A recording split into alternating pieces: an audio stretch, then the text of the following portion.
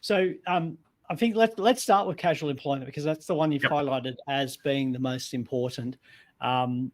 So I guess there's two things that come to my mind here. Is one is the first application date being 26 August 2024, and yet in the information we've got a different start date applying to small business employers, which is I think the 26th of August 2025. So why do we have two dates?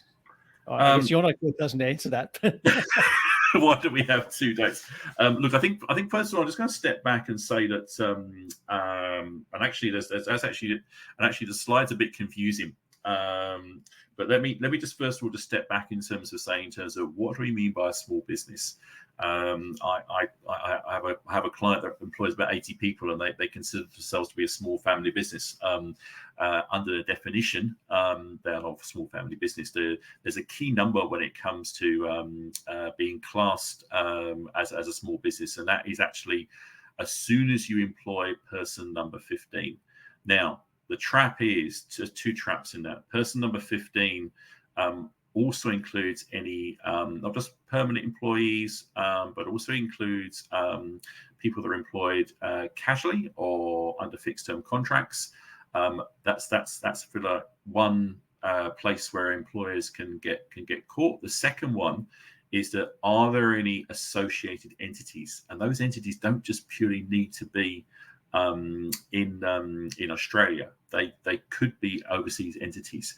I've got one client in particular who has downsized within Australia. At the moment, I think they do tip 17 employees, but they're getting very close to being 14. But because they're owned by an overseas entity that employs several hundred people, they wouldn't be covered by the legislation as a small business employer.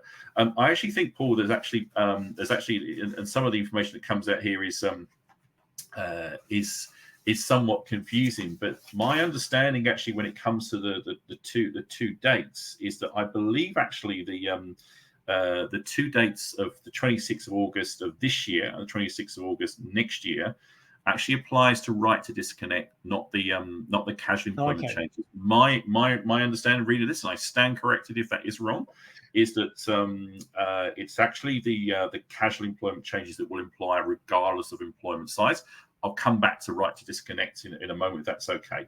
I suppose one thing I would say is that when I've been talking to some employers about these upcoming changes, some of them have actually been quoting back to me to some of the changes that came in 2022. So they've only in the very recent past gone through some changes in definition about how to handle casual employees. And again, like 2 years later, we've got some more, which is I have to say is somewhat frustrating. It's certainly not the kind of work that I enjoy getting involved in, but it is necessary for employers to understand what these changes mean. I'm going to try and keep this as simple as possible, but the previous changes that came in really talked to the contract being the most important aspect in defining the relationship in terms of whether an employee would be a casual or whether it could be defined as a full-time employee. And this came out, and actually it was 22. It was actually 2021 where this definition came out. So the new definition is. It talks about it's actually what actually happens in practice. So what does that actually mean in terms of what happens in practice? So somebody is actually employed as a casual, and their contract says they're a casual. However, they are working regular and systematic hours.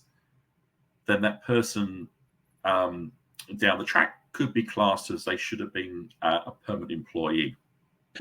And I think that's one of the traps I see is that someone, and particularly, well, the first step is you talked about the contract here, and a lot of small business owners, particularly when they're employing somebody who might be a friend or a relation or somebody, they ignore the need to have a contract. That's the first issue I see. Yep. The second one is where they've had the same person, and let's say they work Tuesday, Wednesday, Thursday every year, same hours for the last 6 years. Yep. But they still view them as a casual. But what I'm understanding is that under these changes, they are actually deemed to be a permanent employee. Is that correct? Yeah. And I think it's a bit looser than that in terms of they could be deemed to be a permanent employee. The best piece of advice that I've given on this for a few years now, in terms of to help employers, is that one of the key things I think employers should do is they should do what I call a breakdown of the rate. So they should spell out what is the base rate for this employee. What is the casual loading? And the casual loading should always be 25%. And then what is the total rate? And I guess I'd say probably an hourly rate is a good one to go by.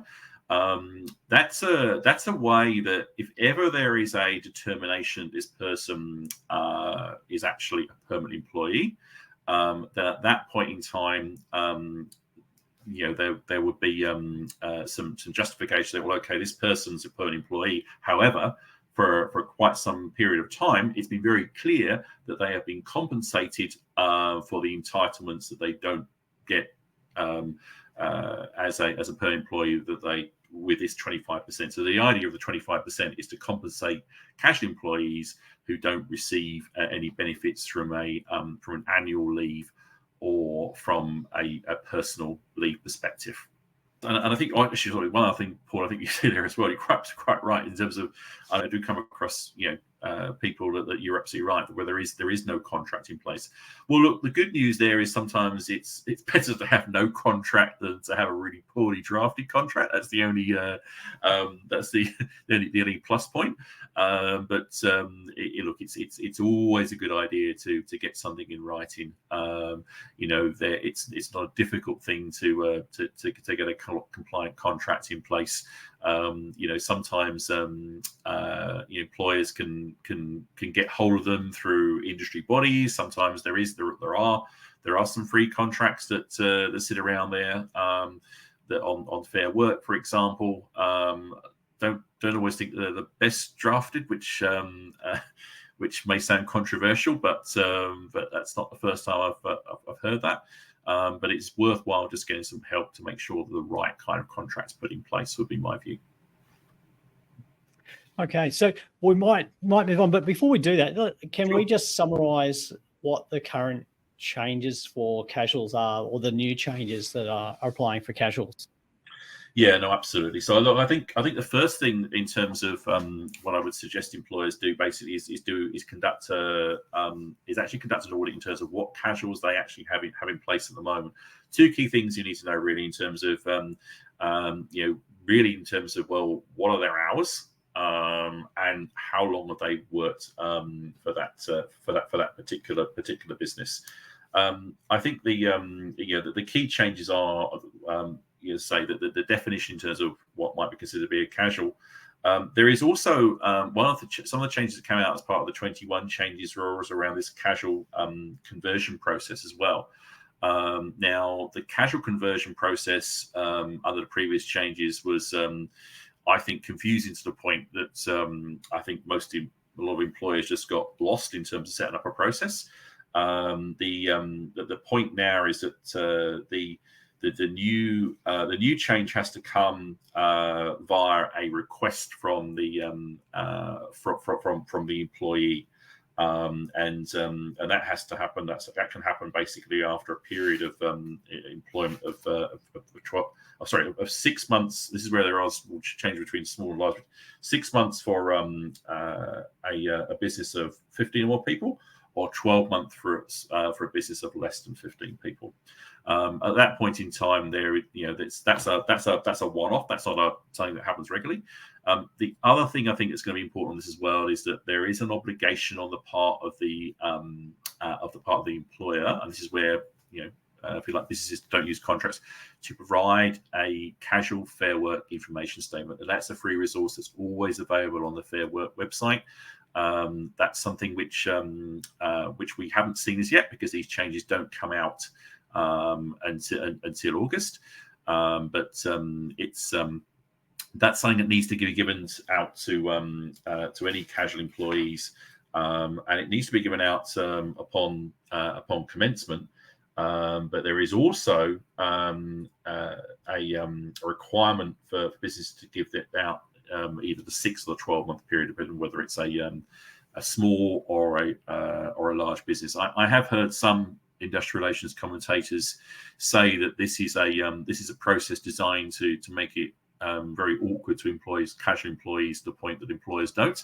That might be a bit of a cynical view. I think I would argue that some of this is actually creates, once again, a bit of a burden on the part of employers.